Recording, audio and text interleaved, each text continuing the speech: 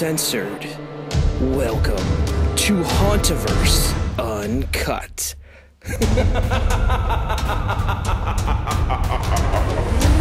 Hello, ladies and gentlemen, and welcome to Hauntoverse Uncut.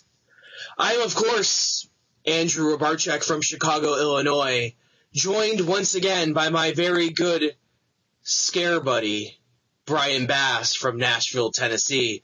Brian, how's it going tonight? Oh, it is going great. I think you can see right through it. We're the fact that we're 1 weekend away. We are in haunt season pretty much. I mean, employee previews are starting this week. You got the media events already happening, coming through. This is one of my favorite weeks of the year. I'm so excited. I'm stumbling over myself. Well, like you said, we're right in the middle of it here. Next weekend I'll be at Universal Hollywood for Horror Nights there. I've already booked my trip down to Orlando, Columbus Day weekend. I got another trip booked for the weekend of the 16th of October to Cedar Point. And I'm just looking at now, and I'm even thinking about going to Kings Island for Halloween Haunt, October 2nd and 3rd. It's just craziness right now of all the different things that are going on that this might be. It absolutely is. Oh, it's crazy. I can't wait. No, I have to agree with you. This weekend I'm in Orlando doing Halloween Horror Nights on the other side. We'll both be hitting them at the same time, and then I'm going up and I'll be at King's Dominion the next weekend. So this is the weekend we kick it off, and I can't wait to see and hear everything from all the events going on all over the country. Yeah, I'm super stoked because, most of the time I only usually get out to Cedar Point during haunt season. Last year I got to go to Horror Nights for the first time, and then this year it just seems to have blown up that, I'm wearing my Unearthed t-shirt tonight because Howl-O-Scream in Tampa is another one I'm planning on going to, when I'm down for Horror Nights. It's just such an exciting time, and it's like there's so much to do and so few weekends and so little money to do it, Yep. So I think tonight we're going to do a quick little rundown of a lot of the cool stuff that we've been seeing. We focus exclusively on Horror Nights. Now, our Horror Nights show actually kind of got blown up a little bit.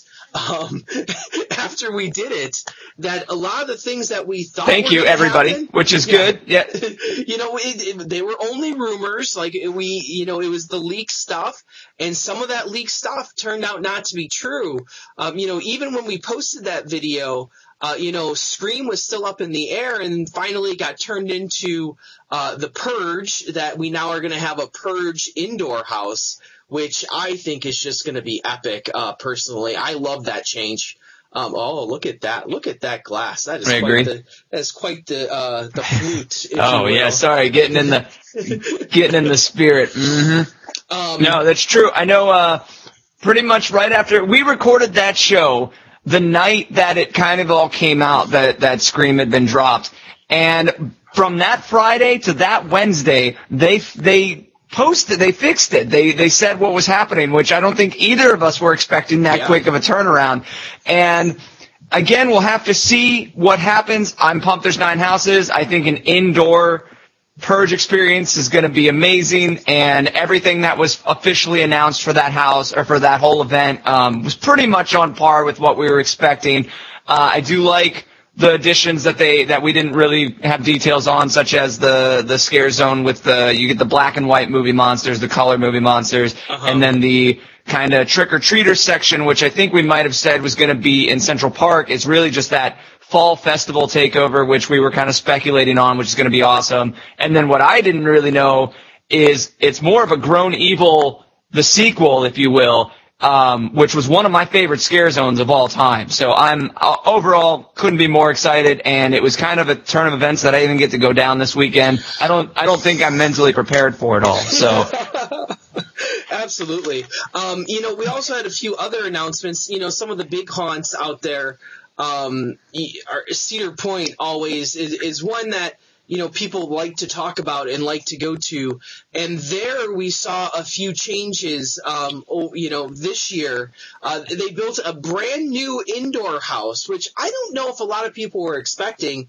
And to be honest with you, I think it took a lot of people by surprise when it actually happened, because they built it behind Frontier Trail. So I don't think a lot of people saw things happening, or if they did see things happening, may have just dismissed it as another shed for storage. But it actually turned out to be a new indoor haunt called Slaughterhouse. I think, me personally, I knew Slaughterhouse was going to be a new haunt. I just thought they were going to put it up in the pavilions where Fair used to be and have it be like that quasi indoor outdoor feel. But for it to be a brand new indoor haunt, that was really interesting. What are your thoughts on the Slaughterhouse theme? I for one, first off, classic theme. Honestly, I don't, not to knock it, but this is just kind of really to reiterate the strength of the theme. I mean, one of the most popular local haunts in Nashville is the Slaughterhouse, and there's many other cities where that is a haunt, and parks have done them before. Yeah.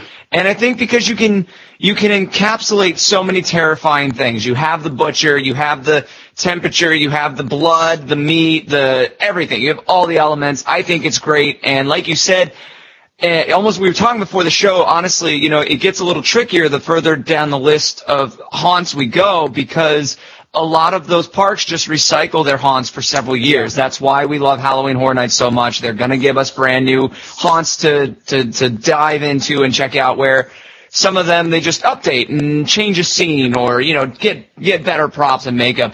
And so for Cedar Point, not only to add all the haunts they did throughout their parks this year, but Cedar Point to build a new indoor location, and as you said, or a new themed haunt. In the picture that they have, you can even see Millennium Force's turn behind the slaughterhouse guy, the main butcher, and no one really saw it coming out there. No one really thought you could put one back there, and I'm really excited just because I loved what was it? Was it the pirate haunt that went out on the island? Yeah. Cutthroat Cove or something? Yeah. Was that the name, or is that Bush's? Well, it's Cutthroat Cove is where it's at now. Terror Island was the name when it was out on the island. Terror Island, that was the one. Yeah. Terror Island was awesome because, when you're riding Millennium Force, you're going through that area, and that was just amazing to have that coaster and haunt interaction. And then also, when you're walking through it, it's heightened chaos. It's a heightened element that that's flying by and roaring through. Yeah. And I think it's just going to be a great location. And Halloweekends, one of my favorite haunts to ever go to, because when you're in that back frontier themed area on the right night with no wind, it's creepy. It's the perfect location for a scare zone and for a haunted house. And I even remember, I forget, they did a corn one year. Apparently I can't remember haunt names right now. That started, it was through the River Rapids ride, and you ended up going a little bit towards the petting zoo area, if I'm remembering correctly, and all that. And I loved the different elements of that haunt. You were in so many different atmospheres. It was great. So I'm very excited for the theme and for the location, and that they're even getting a new haunt. Like you said, the fact that they're not recycling an old location. Now, the other thing that should be noted is that we'll get to the new scare zone as well. But the name of the event has changed at Cedar Point. I don't know if you noticed that it is now officially the Haunt at Halloweekends. Haunt, yep. Because they're trying to differentiate the daytime stuff from the nighttime stuff. So they're having a great pumpkin festival during the day for all the kids. They really expanded their kids stuff last year. By margins of, whatever. They completely added all these new things to do for kids. And now the haunt stuff, it seems like they're finally, hitting on that.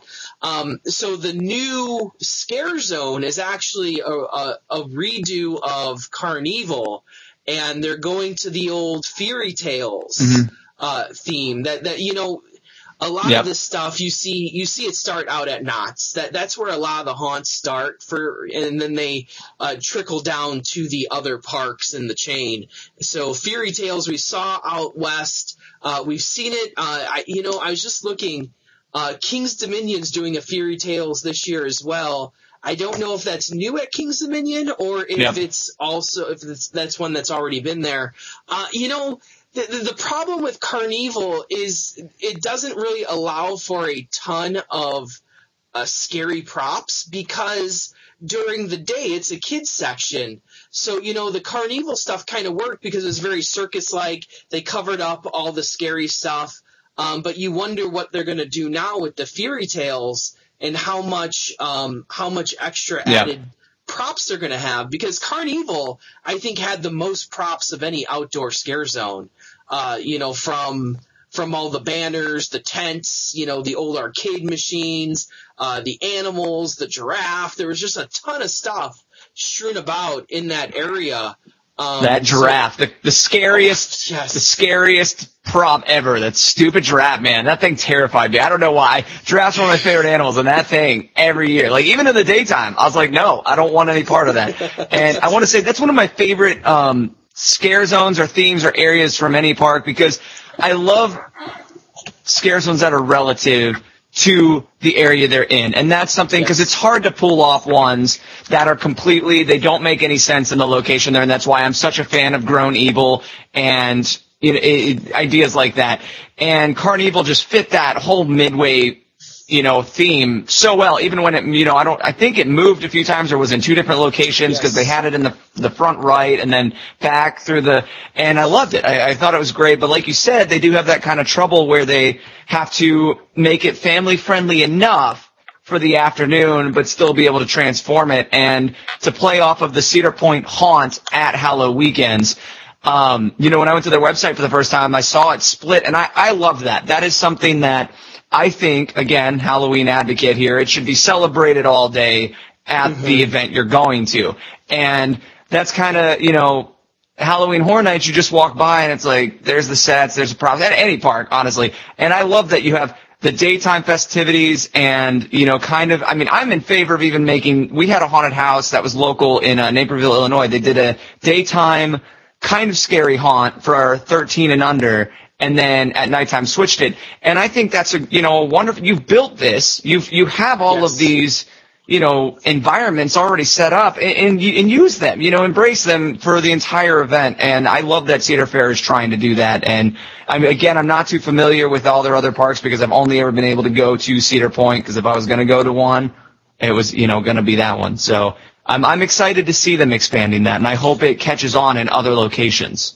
The one thing I'm going to miss about Carnival, though, are the callers on the entrance and the exit of the haunt. Yes. Those people were so talented calling in. The funniest story I've ever had at Cedar Point, the funniest story ever, was a few years ago at Carnival, where these bunch of little girls were just harassing the caller, just harassing him.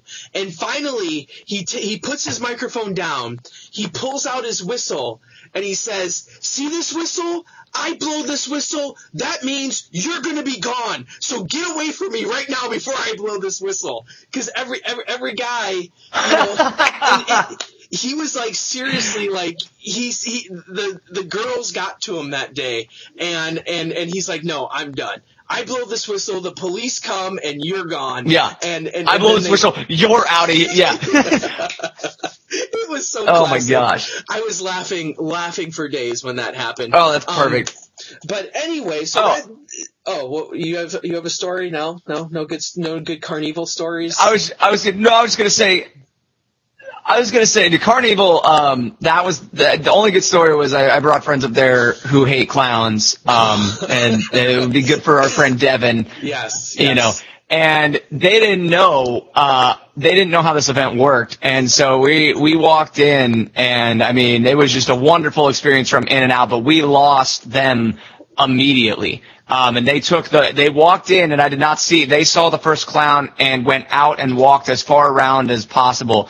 So it was, great event. But what I wanted to talk about was the callers or the barkers, wherever you are. That's something that we haven't seen a lot of, and I think it's a wonderful element. The first year of Halloween Horror Nights I went to, they had a barker in front of, not acid assault, but it was another weird infected. It got a lot of crap because it was these blow up things over the midway, and people thought it was cheap and lame. I thought it was cool because you were covered, but he was one of my favorite parts. And with the Purge, we've seen the barkers a little bit, not as much, but kind of similar. And that's something that, that's Carnival I forgot that's where those guys were. And that's why, I loved going to that section because it's hilarious to watch. I mean, they're very comical. They're very witty. They're very quick. So, but I also love that he got to his breaking point. He's like, no, I have real power here. You will be gone at the event as soon as I blow this. So chill out. That's classic. Awesome. So that's Halloweekends there. And I think the next one we want to talk about, maybe spend a little time on, is Howl-O-Scream. That usually, if you're to rank the haunts of America, I think most intelligent people, would put, both Horror Nights first, and then followed by followed by the Howl-O-Scream events. Now, we had a little debate last night because last night was the Golden Ticket Awards, and me, you, Danny, and Pat East had a little thing about whether or not Phoenix Fall Fun Fest is actually a Halloween event. And in fact, anyone with even one brain cell will be able to tell you that it is not a Halloween event. Just because you put up ghosts in the trees does not make a Halloween event. That you actually have to have Halloween activities and probably have them for more than just one evening. Sure, you have a pumpkin patch. Sure, you probably have some sort of costume parade, throughout the whole month. But the only actual haunt they do is on their antique cars, and it's only one night for the whole year, and it's really not even that unique of a concept because they've done that at Great America before.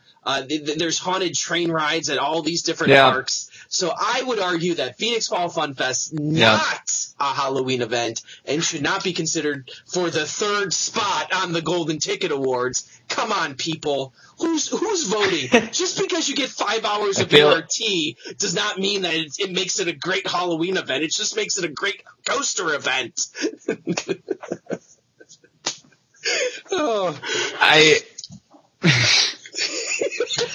I think you summarized everything we could say about that. I agree. It doesn't make me want to go any less, but I mean, even years ago when I was younger and more naive about these events, I was always scratching my head at how Halloween Horror Nights could possibly be compared to that event. And although I think you're in the same sentence, I can't even, we might have a guest interrupt our show at some point after you just harass that park as he has on your show, but I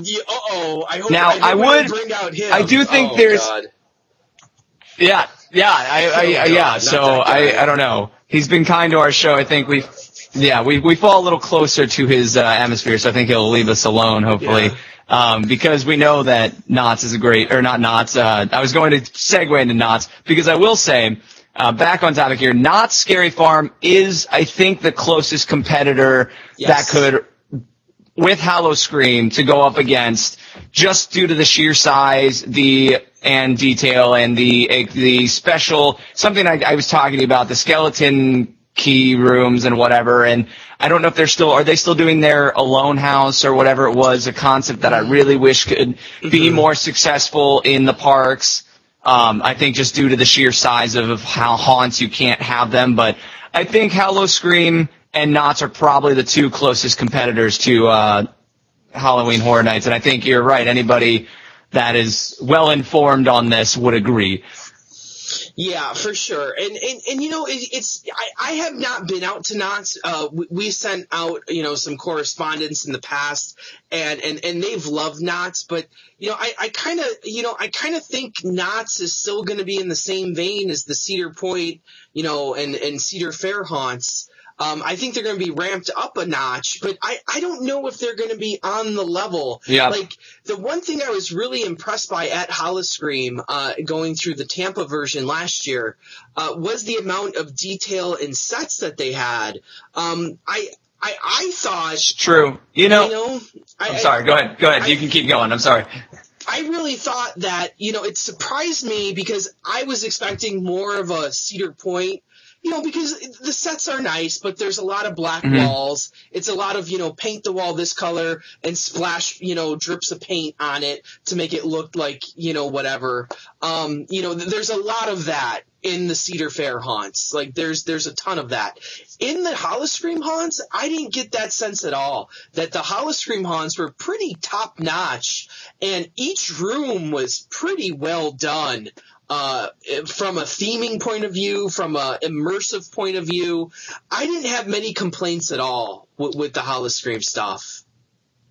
That's, you make a point. I think I do probably not consider a lot and undersell when talking about these events, because I look at Knott's. I've always wanted to go out to Knott's, and I think they do a terrific event because it's huge. I mean, they still have more houses than I think any other amusement park haunt. Now, again, they recycle, reuse, but so does Howl-O-Scream. Yeah. But it is that other quality, and that was something that did blow me away. Talking about Cutthroat Cove, I think is what it is. And I think I didn't really think about that going in, because the problem is I've been going to Halloween Horror Nights for 7 years now, and then local haunts, and I used to treat all other parks as a local haunt. I'm like, okay, they do the black walls, the minimal effort. Their concepts are great, and that's where I get caught up, because Knott's Scary Farm has some great concepts, so does Howl-O-Scream, but I love some of the themes that Knott's have done. But when I went through Cutthroat Cove, I could not believe the amount of detail. And I don't want to say I liked my experience better than Halloween Horror Nights, especially when I lived in Orlando. The fact that I never went up to Howl-O-Scream, I was like, why would I? I have Halloween Horror Nights. I'm not going to drive an hour. And I really regret not having done that, because my one experience in Cutthroat Cove, it kind of was a combination of everything that I love and something that you don't get at Halloween Horror Nights. And that was something that when I went through that one house and went through their scare zones at Busch Gardens, Williamsburg, you get the in-between. And it's a level that almost captures what I love about haunts more than what Halloween Horror Nights does. And that is the different elements inside the house. And again, I'm not going to knock Halloween Horror Nights. They're amazing. They're scenic, but they're formulated to fit and accommodate the amount of people that they get. And Cutthroat Cove, I was going through the highest end local haunt. Again, that's a terrible thing to say, a terrible way to say it, but it is. You're going to go through. There was a room we went through in Cutthroat Cove that I was like, this was amazing. You would never get this at any of the horror nights, because you have too many people, too many things can happen, too many elements, and they get away with more almost. And it was this beautiful heart of a haunt that I love, and it was very detailed. And I guess that's something I haven't been to Halloweekends in a very long time, probably, 5 years or so. And it was almost cheap feeling, and I didn't feel that way at all. And that's something that Busch Gardens, I think we always kind of tend to forget. It's one of my favorite parks in the country because of their attention to detail. And it is I'm going to say it's on par with Disney and Universal in terms of going the extra mile. Now, execution, maybe not. But in terms of going that extra mile and setting up stories and themes, they're doing it better than anybody else under Disney and Universal. Yeah, and I think the biggest difference is, and maybe the biggest drawback with Howl-O-Scream, is the fact that they do recycle their haunts every year. So this year at Tampa, we only have one new house, and that is Scarlet's Revenge, which I think we need to talk a whole separate discussion on that, because there's a lot going on there. Yes. But all the other houses kind of have new taglines, And we do know at Howl-O-Scream last year, at the end of last haunt season, the creative directors and that management team was pretty much sent packing for the most part. That they were not, they brought in a whole new team this year. And it's led by, I think, who is it? Is it the guy who did Blair Witch or something like that? It was some famous. Yes. It was some famous guy. They're a part of it. They really helped with Unearth Scarlet's Revenge. I believe they brought you that whole house, and then they are on board for other things as well. And I feel bad because, that's something that we've had at other haunts where it's the same designers and same teams. But change is good sometimes. And, again, we're always going to go back to Horror Nights. I hated the Comcast merger. I was very upset about changes that were happening. I was like, oh, they're killing the park. And it was a breath of fresh air into Halloween Horror Nights. And I was like, while we do lose some things, and that's what I think we're going to see at Howl-O-Scream. I think I feel bad for the individuals, and they've created a lot of great stuff for us that are still at that park right now. You're going to see some of their stuff still, which is cool. But I'm already super intrigued in Scarlet's Revenge, and I'm kind of trying to figure out a way to go see it, honestly. Yeah, that's the one. Now I will say this. Most, at Tampa, because that's the only one I've been to, most of the houses were really well put together. The only one that I wasn't really thrilled by was the clown, the Circus of Superstition. It was one of those 3D haunts with all the neon colors, and there were a few good gags in it, but I think generally it could have been better. It's your classic let's play on the clown fear, and if you're not afraid of clowns, then there's not much else going on there. And I'm not afraid of clowns, so there's not a ton happening. But then you had the new one last year was was Deadfall, and Deadfall was once again very well put together, but I didn't understand what was going on in there at all. I'll be honest. I don't know what was happening. There's like people and plants and there was an obvious story unfolding in front of me, but I couldn't tell you what it was. I don't know.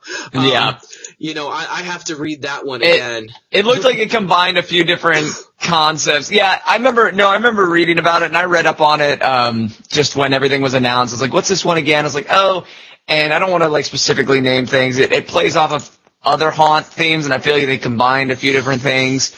The sets and the pictures from the inside look awesome. They look great, but yeah, it actually has, I feel like, one of the longer house descriptions on their site.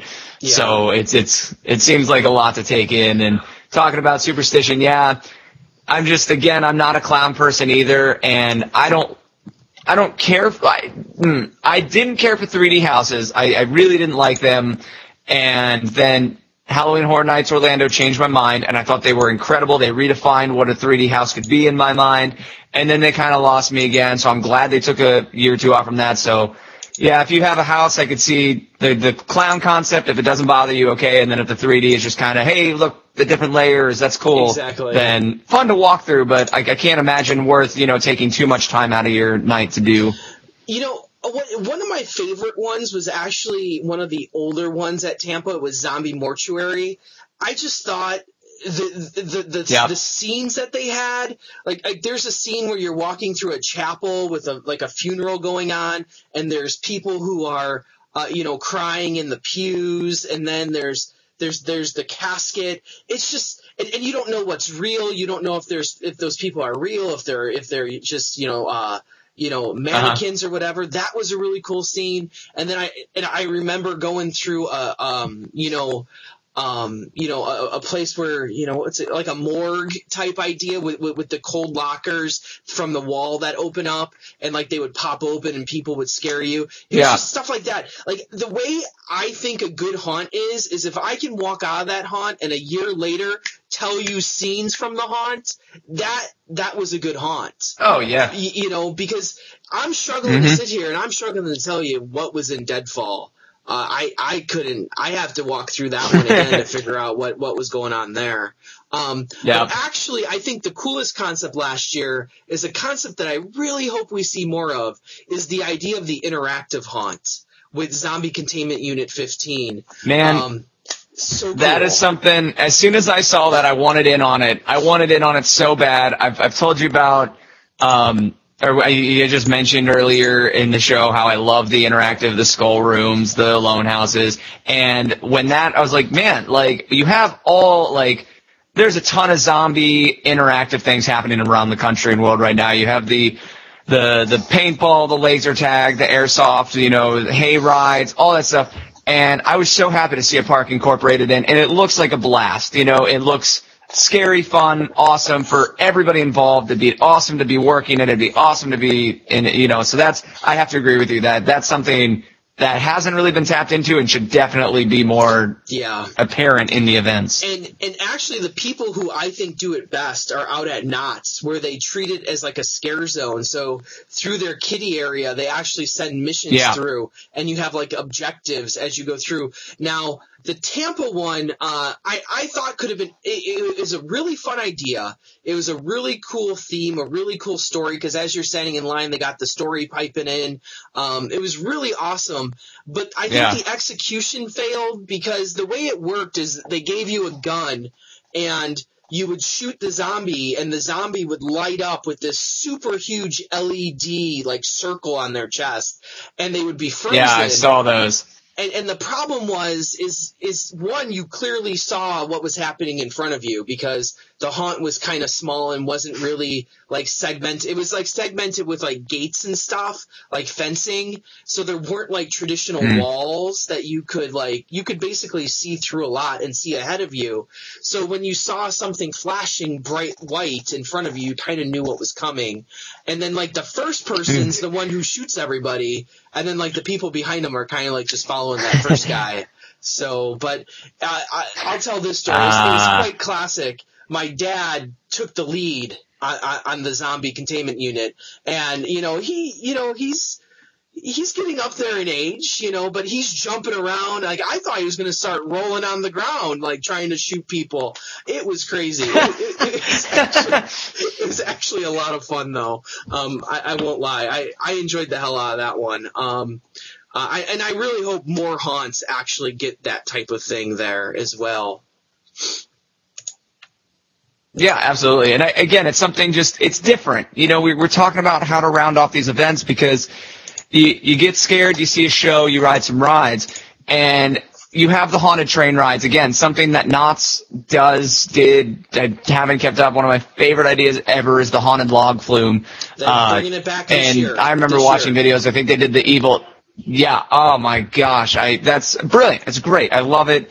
And seeing I did see the lights and wondered how that would play into the experience and who shot them. If you have enough, need to have enough zombies where everybody can be interactive.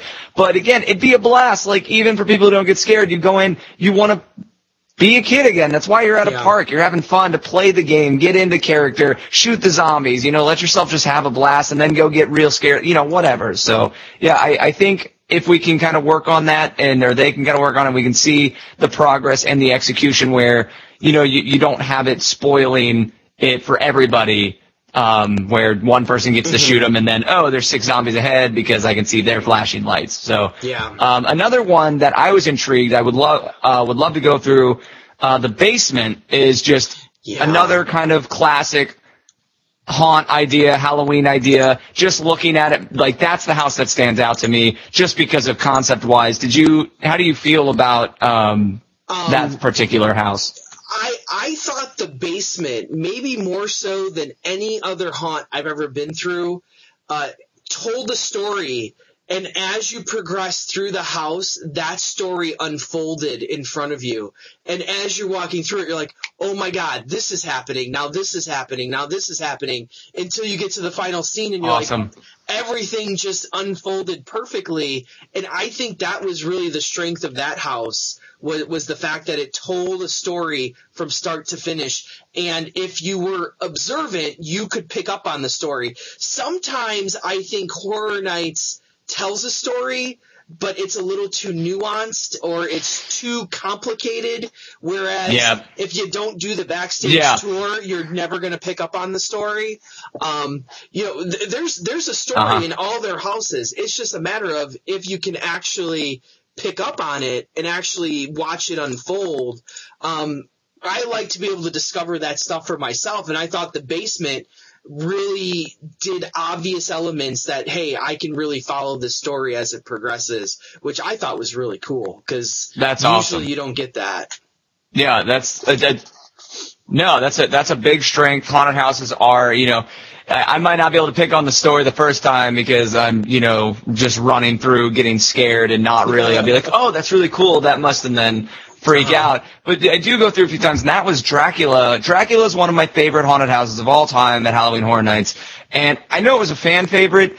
It's probably my favorite just because it was the first time I really got to see what Halloween Horror Nights could do. And I guess that was my first year, the rip from the silver screens. I loved all the houses, but there was a scare.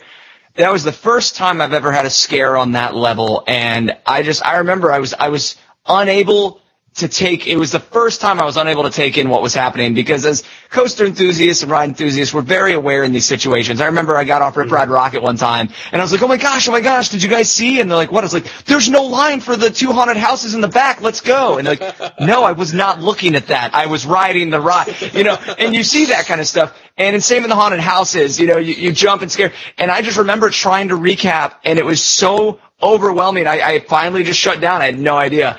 And I do remember the story, the progression of the brides getting crazier. And that was something that I loved about that house was without reading a backstory or whatever, you walked through, and another thing I loved, they took elements from Vlad the Impaler, like the real Dracula and the fictional, and the bride. I loved it. And again, when a house is that strong and how many years ago was that? And I'm still telling you scenes that I remember specifically and smells because they had the raw meat smell at the end, which was awful.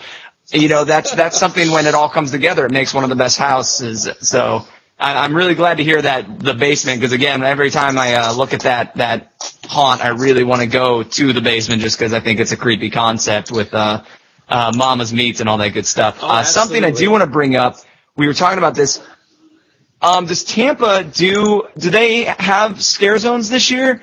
Because I remember when they did the hordes, they did the roaming hordes, and I remember when Orlando tried it, people were like, "Oh, you're stealing ideas." I was like, dude, they've been borrowing concepts from everybody borrows concepts. None of this is really that new and original. But I remember everybody raved about it that year, and they're telling me like, you need to get up to Howl-O-Scream and go see this concept. It's awesome. But I don't know. Will the park feel kind of bare? Can you speak on that and how you feel about parks not having? In general, I like a scare zone when it's done well. However, even if you see the trend in scare zones now, the trend in scare zones is actually to make them outdoor haunts, really. For Cedar Point, for example, it's like Blood on the Bayou is not on the midway. It's off the midway. You got to go off the midway and go through it. It's basically a haunted house, but just outside, that it's not indoors.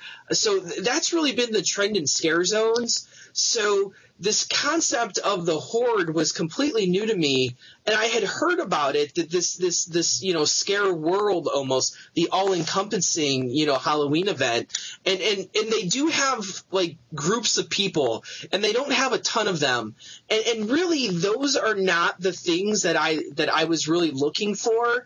It was the individual actors who decided to hide wherever they wanted and scare you. So here's my best story. There was one outside of right by the alligators, where the alligators sit, the real alligators at Tampa. So there's all these bushes in the middle, and there was a guy dressed up as a bush popping out at people as they were looking at the alligators, and people were losing their minds. But the best one it doesn't get any better than that. It's amazing, and it's not a horde. It's one person that's doing that on their own. The best one that got me, that probably the most startled I've ever been at any scare, was I was getting off of Shikra, and Shikra has that long winding tunnel down, like the tower down, and I'm just walking through, and there's a garbage can, and some jerk jumps out from behind the garbage can to scare me, and it was like an official actor and stuff, and I'm like, you gotta be effing kidding me that this is just like that. That's incredible. Yeah, out of nowhere. Just that's sorry, no, that's out of nowhere is what I was going to call it. No, that's because I know that spiral staircase, and that is amazing, and that's something that, you know, like you said, that's what's going to get you. That's what's going to get most people. And you have the people, you know, when I say I get scared easily, they're like, well, I don't get scared, but if someone surprises me, I get startled. I was like, okay, I'm going to count that as getting scared. Like, I understand you don't want to group those together. That's fine. But that's the kind of stuff, and the year I worked at Halloween Horror Nights was when they kind of tried that concept, and I think you do get more scares that way, but the fact that they gave Howl-O-Scream actors that much freedom, that's amazing, and that's something that you want to go for. I mean, you just got off a ride, you're not even thinking about that at that point. And it's like the lights are on. Like it was a little dim by the garbage can, obviously, because I didn't see the dude. But it's like that is the last thing on your mind, that somebody's going to scare me in the next 10 seconds. It's like, oh my god, and that's what made that concept. I really like that idea of, because, you know, when you're walking through a haunt or you're walking through a scare zone, you're on guard. You are expecting things to happen. And it's so difficult to really, really get you.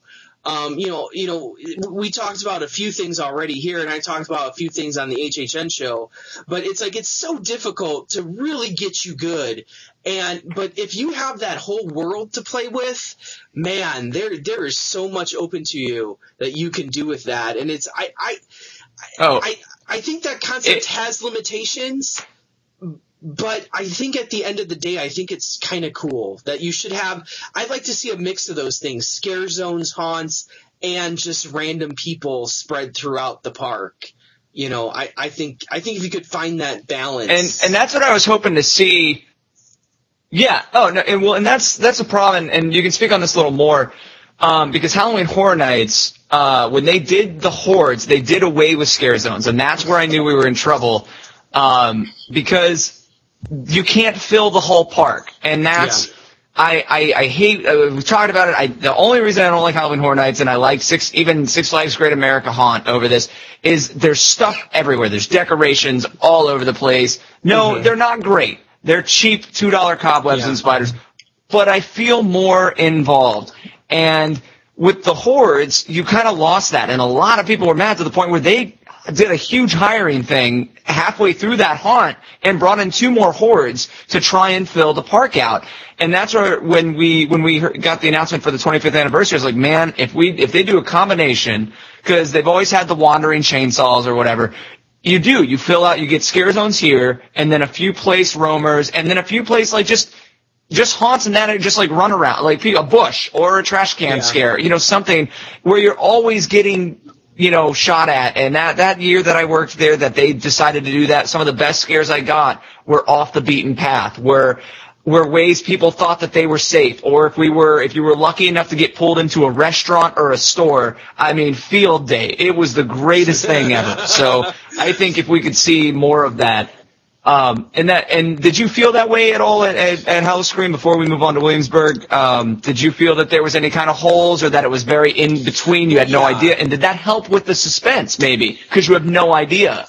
And that was essentially the problem, is that they had these groups of people, but it's basically like groups of like 3 or 4 people, and like they would be visible, and they try to hide people around there, and it did feel kind of empty, and I could see maybe another complaint would be is that, you know, if I'm not at the right place at the right time, I'm never going to experience that. That it was. I can only remember 2 or 3 groups on the whole. And you're talking about a whole park like Tampa, and I can only remember about 2 or 3 groups of people who were actually scaring people. And it's kind of like, oh, well, if you really invest in it and add more people and have it be more immersive. It's all in how many people you hire, I think, with that to make it really work well. Yeah. And maybe they don't want to do that, is hire people, because that's a big expenditure for the most part. But at the end of the day, it's expensive. It's expensive. I think if you could mix those things together, and then I guess the one other problem you always run with the entire world scare is that you have guests now wanting to get in on it too. And if you don't know who's who, then trouble could arise, I suppose. Yeah, that whole concept, and it's funny. I had a buddy recently talk to me about this, and I just had to bite my tongue, because again, even before I've been a character when I was younger in our own garage haunted houses, but even walking to the main ones, I feel like it's a rule of thumb, you don't scare the characters, and you don't try to play with the character spots like, oh, that guy just jumped out from there, I'm going to go do that now and scare my friends. That's not what you're there for. I know you want to be funny. I know you want to do it. I know you want, it's a fun thing to scare your friends, and it's hard to resist, but you do run into that trouble where people now no longer know, and you can get into some bad situations because they'll take it too far. Someone will think it was a park employee, and then they're going to complain to somebody. And so that is something. And he was just talking about how he's like, yeah, we got in trouble for doing that. And I was like, well, yeah, you should. That isn't really what you're there to do. So, yeah, so I don't know. It's definitely a hard urge to resist, especially at these events where you have many overserved individuals. And you do run that, because especially Halloween Horror Nights, when we were running around in the Central Park area, which is a huge area, and we would go down by the water, we were just running through the grass, we had a lot of people try and join in and do that. And it's like, you're kind of cheapening this because you're not doing it well. And you're giving these people, like, one guy tried to, like, grab him and touch him, and I was like, all right, now we're going to get in trouble because they think, so yeah, exactly. I do agree. And that's why when we go over to Williamsburg, where you do have, a few areas, one of my favorite scare zones that I've ever seen, and one of the best placed scare zones, is the Ripper's Row. Is that what apparently names I'm not good with. Yeah, Ripper's Row. Oh my gosh.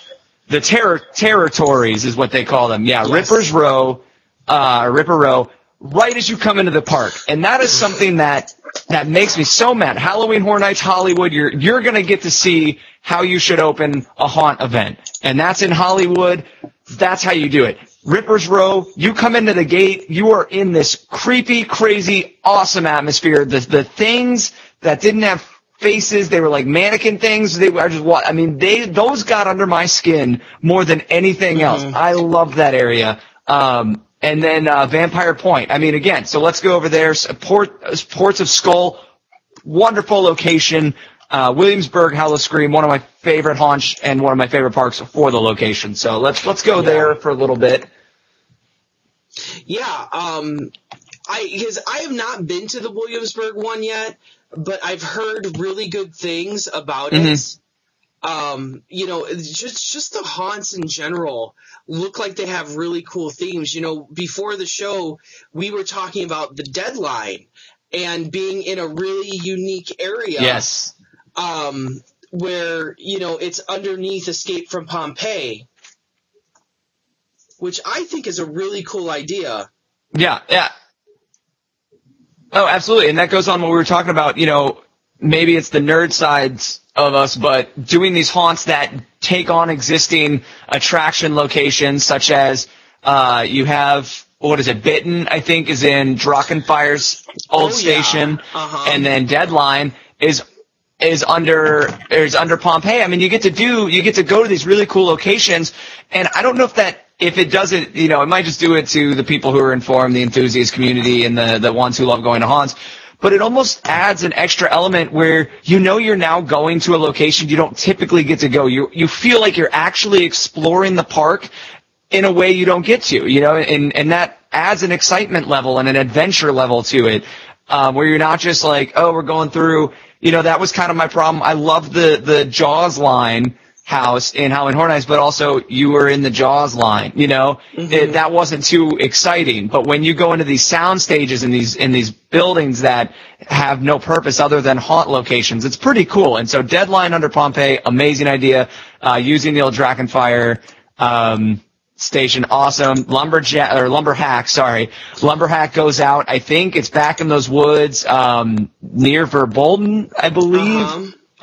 Yeah. So I think it's just cool. They got great locations, and we've already talked on the details. Cutthroat Cove, some of those pirate rooms. I just wanted to stay in and look at all the amazing set details because pirates are one of my favorite themes. So I was kind of like, oh, this is awesome. Like we're in the captain's quarters, and he's got this treasure chest, and they do a great event over there, and I'm very excited for their new haunts. You got some great Cornered classic concept. So, yeah, like Cornered is going to be the classic cornstalk idea where, you're now, I don't know how, if there's going to be an indoor section to it, if it's just going to be a basic outdoor maze, but there's a lot you can do with that, and have it be really successful. The Lumberhack looks like your traditional, chainsaws are probably going to be used in that one, I would assume. I'd be really surprised if they weren't. But Williamsburg, their collection, I'm going to say is getting a little on the older side, that over the last few years they've been cycling some stuff in and out. Obviously this year there's 2 brand new outdoor or indoor, quotation mazes. And then you have Cutthroat Cove, which is pretty recent. Yeah. And then Catacombs and Deadline and even Bidden to some extent are all kind of their classic pieces. They also are getting one of the unearthed houses from Scarlet's Revenge. But before we get to that, I kind of want to, talk about the last Howl-O-Scream a little bit, which is the one that really I've wanted to go to for a very long time, and I don't know why really. Mm-hmm. And that is Howl-O-Scream SeaWorld San Antonio. Yes, SeaWorld in San Antonio does a haunt. It's the only SeaWorld that does a traditional, adult-styled haunt. And they have some pretty cool concepts there too. They have their clown house. They have a forest house. They have a medical center called the ICU. But they also have one that I kind of stole the idea from for one of my houses, and it was called Prey. And Prey, I really like the name of that. And it's so cool. It's something. It's something I haven't seen before either. Now to make a haunted house that people are like, wait a minute, I really haven't seen that theme at all. That's kind of impressive to me, that hunted idea. And it really inspired me to do some pretty cool things in my own haunt, at school. But SeaWorld's one of those places I've always wanted to go to. I don't know why. It's just, it's a beautiful park to begin with, and it's so spread out and so isolated that I think it's almost like a perfect park for haunt, because you could do so much there. Yeah. And they do a lot. I'm not saying that they don't do a lot, because they have the territories as well. Their territories are a little bit different. They have the Vampire Point. They have the Ports of Skull. They also have an asylum one called Psychopath. They have some gypsies. And they have some other ones that really don't have a really heavy theme to it. But it's just like, they do that too, and it seems like a really cool concept. And all of the Howl-O-Screams also ratchet up, like, Horror Nights kind of ratchets up the sexual elements as well. And I think Howl-O-Scream does that too with the naughty nurses. So everyone within the nurses' costumes selling alcohol, or, even at Tampa, they have the show Fiends. I don't know if that'll be returning. I should go look at that, see if Fiends is returning, because that was, Fiends is returning, so that's definitely the naughty nurses. Fiends returning. They do ramp all of that up, and I think, I think a lot of people forget about the SeaWorld one, and also the intrigue about it is just because it's a SeaWorld Howl-O-Scream. I don't think Orlando, would ever really do that, just because they have too much to compete with, and you have other parks, but I mean all their concepts sound awesome. Yeah, so, no, I really think the Prey concept is one, that I was very excited. It caught my eye because as you read through different haunts coming out and it's like, okay, cool, we've seen that. And that was one that made me stop and think, oh, that's really neat. And I wanted to go on to say, especially because without being too specific, we're in a time where we've seen in the last 5 years, parks borrow a lot of concepts. There are so many, and I don't know what it is. I'm not marketing. I don't know what works the general public because there are so many concepts that are terrifying out there. You look at horror movies, I mean, there's amazing amounts of ways you could go. Yet we see lots of, very, very similar haunts. I mean, the one joke I made, I don't like saying what parks did what, but we've seen, I think, every park now do some kind of Edgar Allan Poe, Nevermore, Evermore, Forevermore haunted house. And you also have the similar, whatever it is, the weird slaughterhouse, grown evil stuff. Like, there's a lot of borrowing concepts, and I don't know if they click with the general public or whatever. But Prey was one that I was like, hey, that's refreshing. Like, that's nice. And I think that's why I like the Howl-O-Scream, like the more generic, scary ideas. But even then, that had some very borrowed concepts from things. So, I do like seeing that refreshing, that new, hey, this is a cool idea. I haven't seen this. I'm more intrigued in that. I would rather go see that. So now, before we move on here, I should say that, I bought the Howl-O-Scream Unearthed box. You may see me. And I'm so glad that you did. Yeah. I've been eyeing that. You may see that I'm wearing the t-shirt. It also says VIP on the back. But the box is actually really cool. You open it up. And there's the Scarlet's Revenge. Oh yeah! Oh, that's awesome! Look at that, those eyes. The eyes light up and everything. There's a whole little story of that is amazing. You get a little letter from Scarlet that talks about some of the storyline and what you can expect. One of the things that they're doing this year inside the haunt is that they're doing these playing cards, and you get 5 of them, and you can actually trade them inside the park. You can buy them or trade them, and they have different, icons from the past. You see Jack that's there, awesome. and there's a whole bunch of different ones in there. I did not get Scarlet though, unfortunately. So, but you're going to trade to get Scarlet. Oh, you do not come back from that event without a Scarlet. You also get a VIP lanyard that has the nice Unearthed logo, which I think we both agree is pretty freaking awesome. That Unearthed logo. It is. It's just really cool. I want that shirt. I want anything with that logo on it because I'm a huge fan of how that turned out. Also get this nice little bag, and inside the bag you get a pin, which now if you keep in mind that last year they did not have pins for Cursed, and there were a lot of people upset with that. I asked the guy at one of the stores at Tampa, and he basically said, basically everyone's asking for them, but the problem is when they buy them, they have to buy them in such huge amounts. I guess it's hard to make money off of them, or they just sit there and nobody, and only like the hardcore few buy them. So I don't know what the issue was. But he basically said that they weren't doing pins. So this, I think, is a very good compromise, that if we want a pin, you can still get it, but you got to buy this box. And then the last thing, the box is $50. So, you're like, well, you get a t-shirt, you get a pin, you get a lanyard, you get some cool boxes. But the thing that really sells it is you also get 2 coupons. And one coupon is for $10 worth of gameplay at like the Carnival Games. Heck yeah. and one coupon is for a 6x8 photo that you can take with some of the lovely ladies of Howl-O-Scream throughout the park. So really, it's $50. Which, I mean, might as well say is priceless. I don't think you can put a price on that.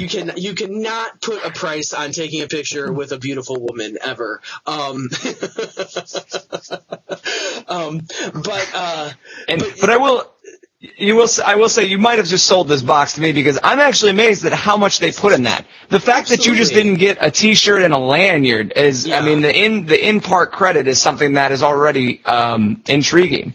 So it's like you're paying $50, but you're already getting $20 back. Now, granted, you probably would not have went and played carnival games at Howl-O-Scream, but you know what? It's something to do, and maybe you get hooked on it, and maybe you throw a few extra bucks down there, and that's where the park starts making money back.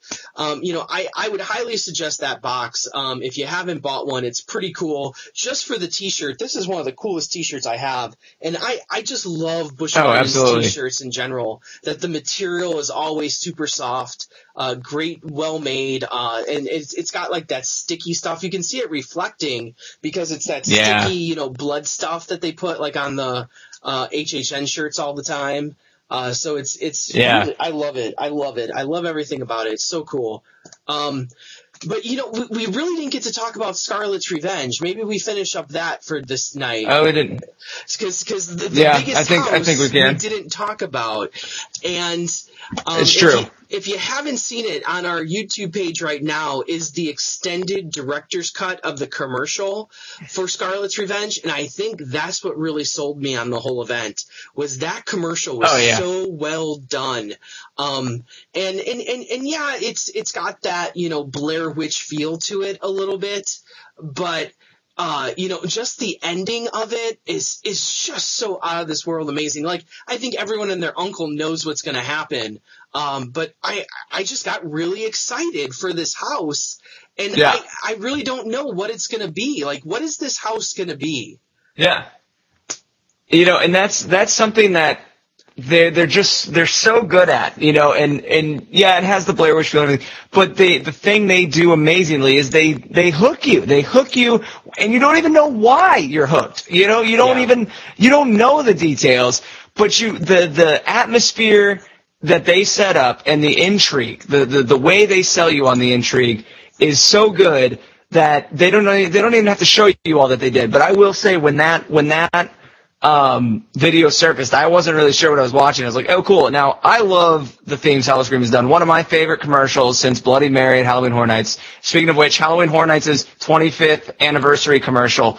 Awesome. So glad they're back at it because their commercials have been lacking the last few years. They even reused footage from a Hollywood commercial, I think, 2 years ago. So that just, your production company and a production park, and when non-production parks are putting out better video content than your production company part, like I know it's a little ridiculous to complain about, but I want that. Howl-O-Scream Beyond the Dark Side of the Garden. That little jingle was so creepy and amazing, and that whole ad was amazing. Curse was awesome. Those dudes freaked me out, and so when this surfaced, I was like, oh, I'm always intrigued by this.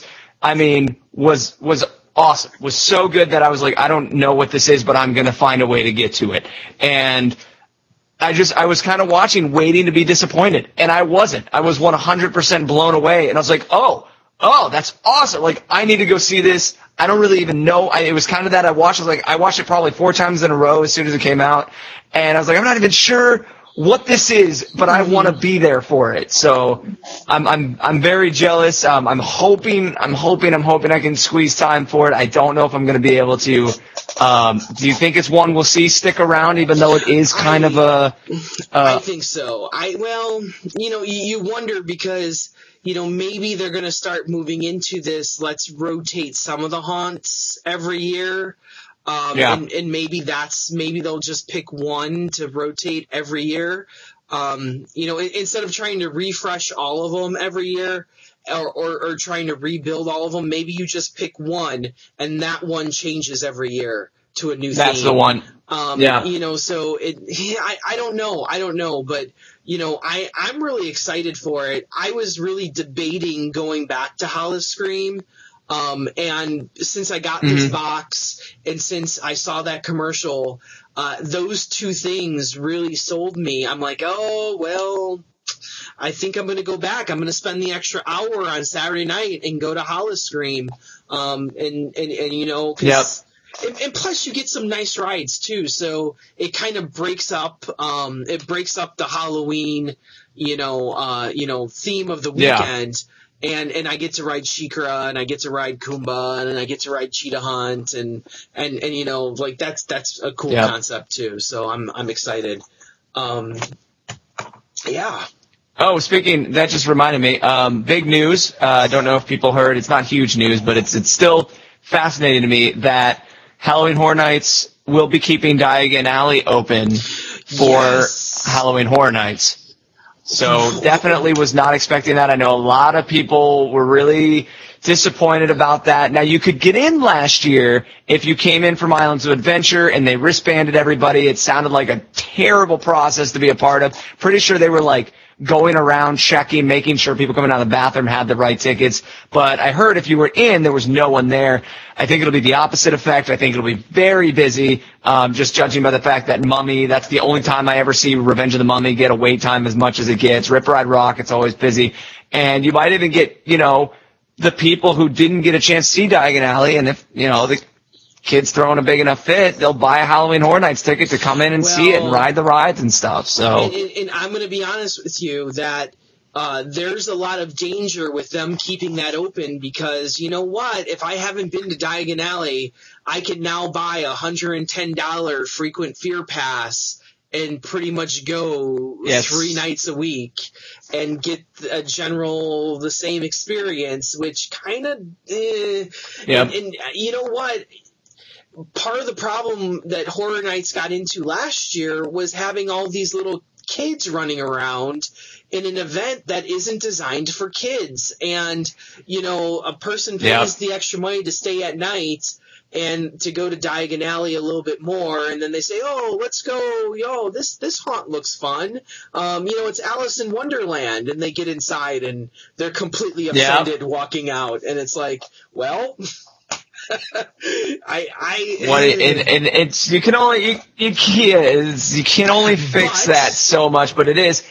But encouraging it by keeping that open is something that we'll have to see how that plays out. But it's also one step closer to my ultimate dream of having a Death Eater haunt. We're one step closer.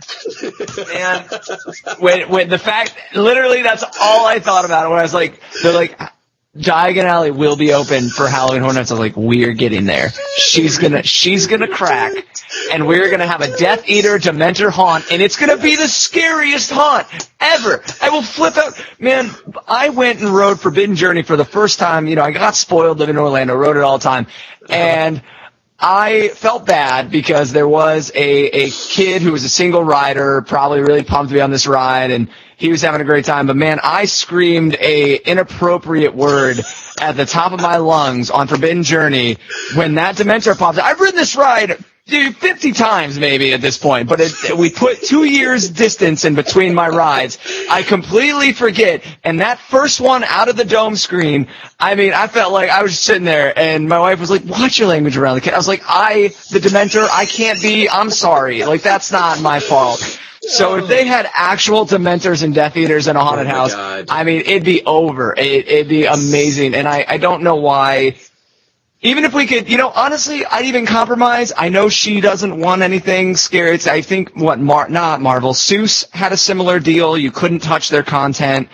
You could put stuff in it. It just wasn't allowed to compromise the integrity of the characters or whatever.